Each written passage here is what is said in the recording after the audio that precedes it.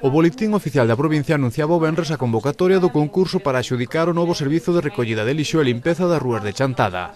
Un asunto que recollía un medio escrito e informaba do malestar da oposición, xa que fora un punto no que se quedara para falar todas as forzas políticas. Dende a alcaldía non se entende este malestar. A verdade é que levei unha sorpresa cando onte pola mañán collía un medio de comunicación e leía un pouco as manifestacións dos tres portavoces dos grupos da oposición, porque, bueno, aquí estuveronse facendo as bases por así dicilo, entre todos, deuselles copias a todos os membros da corporación para que aportaran, bueno, pues, as súas inquedanzas ou algunhas cousas que podían estar mal ou podían ser melloradas, así se fixo. Se había comentado tamén nun pleno e agora a miña sorpresa é que hai, pois, certo enfado por non haber chamado antes de publicar as bases para o novo concurso da adjudicación. Eu teño que dicir que eles saben perfectamente que cando donde está, digamos, o meollo da adjudicación é na mesa de contratación. Na mesa de contratación vai haber un membro de cada partido político.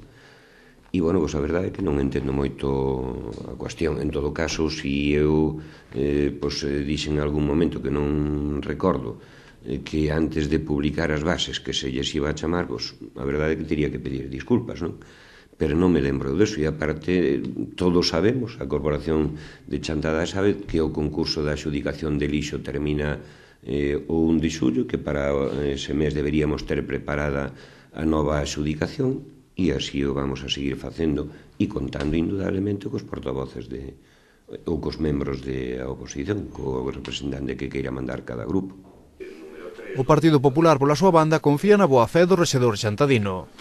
Non creo nin que grato nin que non grato. Supoño que el tería a súa boa intención ao publicar eso no Boletín Oficial da provincia, posiblemente porque se acabase un plazo, e pues, supoño que agora que negociaremos e falaremos e buscaremos un bon contrato da basura para os chantadinos e para a Chantada entre os 4 partidos que formamos o pleno de Chantada.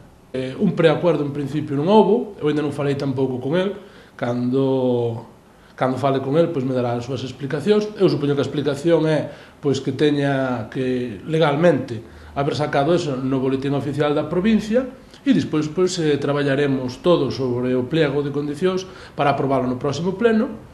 Sino para facelo desde o Concello, xa foi unha proposta que fixemos nós desde o Partido Popular, pois xa antes das eleccións e despois das eleccións nós mesmos coa anterior interventora, pois xa se empezara a traballar sobre posibles datos, é posible que fora rentable facelo desde o propio Concello, e pois tamén é unha porta que está moi aberta, que, bueno, agora en principio pois queda xa pechada para os próximos 10 anos.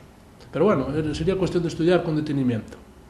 De todos modos, claro, por a mala situación que temos no Concello de Chantada, que temos pois unha deuda importante, pois temos, despois do plan de reaxuste, pois as maus bastante atadas, no sentido en que, claro, non nos deixan tampouco unha manejabilidade económica para poder afrontar o contrato da basura desde o Concello de Chantada, desde a propia corporación.